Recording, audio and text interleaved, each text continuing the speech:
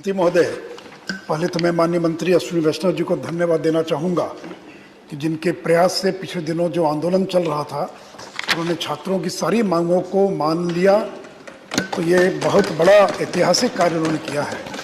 मैं माननीय मंत्री जी से एक ही आग्रह करूँगा कि ग्रुप डी की जो परीक्षा स्थगित कर दी गई थी उसको शीघ्र, चूँकि अभी जुलाई में परीक्षा आयोजित करने का आपने ऐलान किया है, मैं आग्रह करूँगा कि पहले ही 2-3 साल का विलम्ब हो चुका है, तो शीघ्र यानी अगर सरकार बता सकती है अगर है कि कब तक वो परीक्षा जो है और आयोजित जो है और की जा सकेगी। धन्यवाद। सभापति महोदय, माननीय सदस्य जी ने जो पूछा है वो बात सही है कि उनकी जो मांगी थी वो पूरी कर दी। लेकिन अध्यक्ष महोदय, मैं आपके माध्यम से माननीय सदस्य को बोलना चाहता हूँ कि एक उम्मीदवार एक से ज़्यादा कैटेगरी में उत्तीर्ण होने के कारण जो परसेप्शन निर्माण हुआ उसके हल के लिए आरआरबी ने उस उम्मीदवार का हक आबादित रखते हुए उम्मीदवार को केवल एक ही पोस्ट का स्वीकार करे ऐसा मान के उसकी बाकी जगह के अगेंस्ट और ज़्यादा नए उम्मीदवार को परीक्षा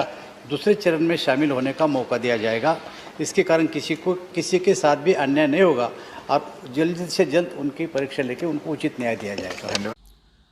दोस्तों, यह जो वीडियो अभी आपने देखा वो आपके माननीय सुशील मोदी जी का ऑफिशियल ट्विटर हैंडल है, ये आपके सामने देख सकते हैं, जो कि मेंबर ऑफ पार्लियामेंट भी है राज्यसभा के and farmer deputy chief minister भी हैं बिहार के, और ये रेगुलर बेसिस पर स्टूडेंट्स के मुद्दे को उठाते रहते हैं। तो इन्हीं के हैंडल पे वो जो वीडियो अभी आपने देखा वो वीडियो आपको यहाँ पे मिल जाएगी। यहाँ पे आप देख सकते हैं 21 आवर पहले का ट्वीट है। आज राज्यसभा में रेल मंत्री श्री अश्विनी वैष्णव को रेलवे विद्यार्थी छात्रों की सभी मांगों को मानते हुए धन्यवाद दिया और रेलवे ग्रुप डी परीक्षा की स्थगित परीक्षा को अतिशीघ्र आयोजित करने का आग्रह किया। ओके,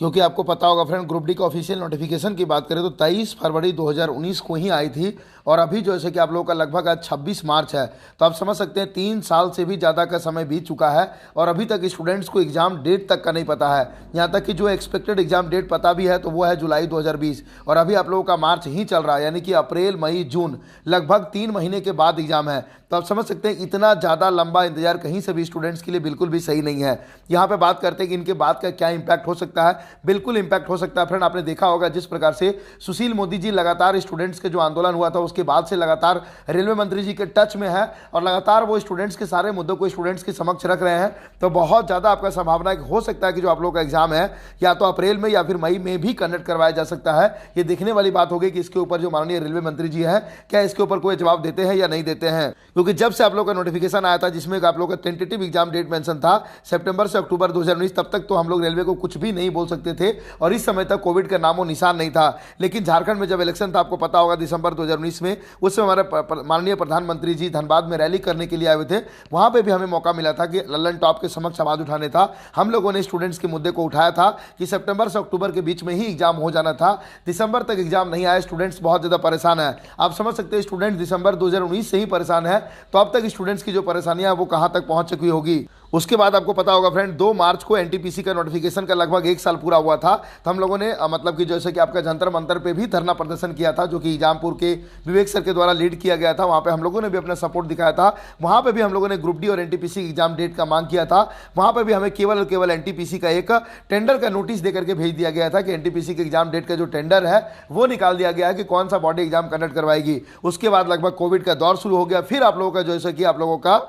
सितंबर 2020 के आसपास #speak up for SSC railway students grand Twitter campaign हुआ, तब जाकर के आप लोगों को जैसे कि एग्जाम डेट दिया गया कि 15 दिसंबर से आप लोगों का एमआई कैटेगरी का एग्जाम स्टार्ट होगा, 28 दिसंबर से आप लोगों का एनटीपीसी का एग्जाम स्टार्ट होगा और जैसे कि आप लोगों का ग्रुप डी का जो एग्जाम स्टार्ट होगा वो अप्रैल 2020 से स्टार्ट होगा। लेकिन आपको पता होगा फ्रेंड्स कि ना ही मार्च में एनटीपीसी का एग्जाम स्टार्ट हुआ, ना ही अप्रैल में ग्रुप डी का, ना ही मार्च में एनटीपीसी का एग्जाम खत्म हुआ और ना ही जैसे कि अप्रैल में ग्रुप डी का एग्जाम स्टार्ट हो पाया। ग्रुप डी का एग्जाम, एनटीपीसी का एग्जाम खत्म हुआ जुलाई 2020 में और आपको पता होगा जब उसका रिजल्ट आया जनवरी 2022 में, तो वहां पर जैसे कि स्टूडेंट्स बहुत ज्यादा आक्रोशित हो गए और फिर आंदोलन हुआ। फिर आगे के बारे में सब कुछ आप लोगों को पता है। तो इस बीच जो ग्रुप डी का एग्जाम डेट मतलब कि पोस्टपोन किया गया, वो स्टूडेंट्स का कहीं ना कहीं मतलब कि जो सेकंड सीबीटी को इंक्लूड किया गया था ग्रुप डी में, इसको इंक्लूड करने की कोई आवश्यकता ही नहीं थी। केवल और केवल ग्रुप डी का इंक्लूड होने के कारण ही ग्रुप डी का एग्जाम डेट डिले हुआ, ना ही ग्रुप डी का एग्जाम डेट मतलब कि